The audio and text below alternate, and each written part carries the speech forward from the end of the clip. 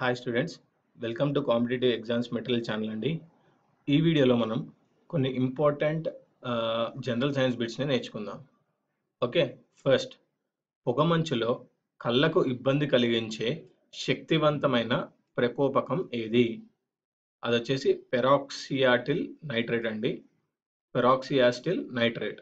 So దీనివల్ల కళ్ళకు ఇబ్బంది కలిగించే శక్తివంతమైన ప్రకోపం అనేది పొగలో ఉంటుంది. కింది వాటిలో ఏ వ్యాధి వ్యక్తి నుండి మరొక వ్యక్తికి ప్రత్యక్షంగా సంక్రమించదు? సో ఈ కింది వాటిలో వచ్చేసి వ్యాధి వచ్చేసి ధనుర్వాతం అండి. ఇది ఒక వ్యక్తి నుంచి మరొక వ్యక్తికి సంక్రమించదు.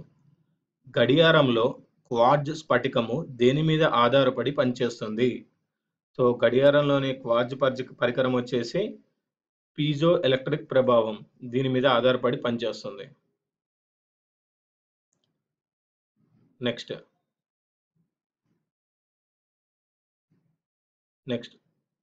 పాలిగ్రాఫ్ పరికరంతో పరీక్షించినప్పుడు ఒక వ్యక్తి అబద్ధం చెప్తున్నప్పుడు ఈ కింది వాటిలో ఏం జరుగుతుంది?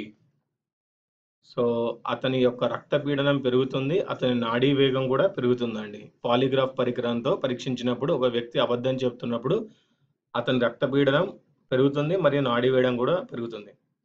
విమానాల్లో ఉపయోగించే బ్లాక్ బాక్స్ను ఎవరు రూపొందించారు? డేవిడ్ వారెన్ వచ్చేసి విమానాల్లో ఉపయోగించే బ్లాక్ బాక్స్ ని రూపొందించారండి.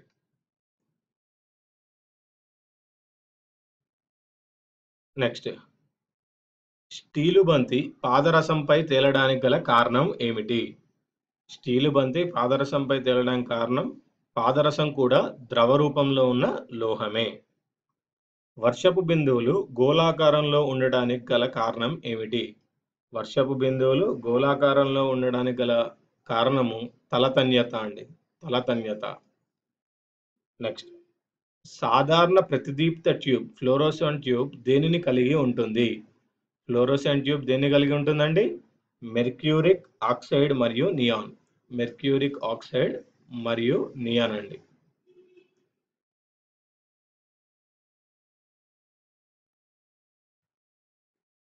నెక్స్ట్, యురేనియం యొక్క రెండు ఐసోటోపులు 253 మరియు 238 కలిగి ఉంటాయి. ఓకే, యురేనియం యొక్క రెండు ఐసోటోపులు 253 మరియు 238 కలిగి ఉంటాయి.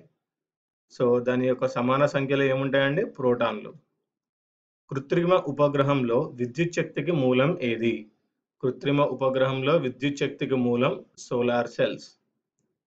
నీవు ఒక సమతల దర్పణము వైపు 10 సెంటీమీటర్ల వేగము కదిలితే నీ ప్రతిబింబము ఎంత వేగంతో నీ వైపుకి వస్తుంది?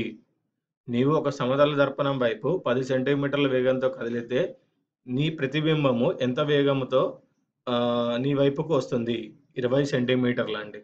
20 సెంటీమీటర్లు. నెక్స్ట్, ఒక 100 వాట్ల బల్బు ఒక యూనిట్ విద్యుత్ శక్తిని సమయంలో వినియోగిస్తుంది. ఒక 100 వాట్ల బల్బు ఒక యూనిట్ విద్యుత్ శక్తిని ఎంత సమయంలో వినియోగిస్తుంది? 10 గంటలు అండి. 10 గంటలు. కింది రసాయనాల్ని పరిశీలించండి. పై వాటిలో డ్రై క్లీనింగ్ లో వాడే రసాయనాలు ఏవి? డ్రై క్లీనింగ్ లో వాడే రసాయనాలు వచ్చేసి benzene, carbon tetrachloride, trichloro ethylene, ఈ 3 అండి.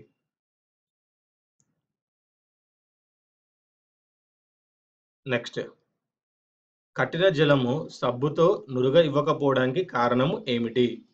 కఠిన జలము సబ్బుతో నురుగు ఇవ్వకపోవడానికి కారణము ఏమిటి? అది కాల్షియం మరియు మెగ్నీషియం యొక్క కార్బన్నే కలిగి ఉంటుంది. కింద ఇవ్వబడిన ఆహార పదార్థాలను పరిశీలించండి. ఈ కింద ఆహార పదార్థాలను పరిశీలించిన తర్వాత పైన ఇచ్చిన ఈ మూడు పదార్థాలలో ఆహార పదార్థాలను పులియబెట్టడం ద్వారా వచ్చేవి ఏవి? ఆహార పదార్థాలను పులియబెట్టడం ద్వారా వచ్చేవి జున్ను, వెనిగర్. ఈ 2 ఆహార పదార్థాలను పులియబెట్టడం ద్వారా లభించేవి. ఇవండి ఈ వీడియోలోని ఇంపార్టెంట్ జనరల్ సైన్స్ బిట్. ఈ వీడియో మీకు నచ్చినట్టయితే లైక్ చేయండి, సబ్స్క్రైబ్ చేయండి, షేర్ చేయండి. వచ్చే వీడియోలో మరికొన్ని ఇంపార్టెంట్ బిట్స్తో కలుద్దాం.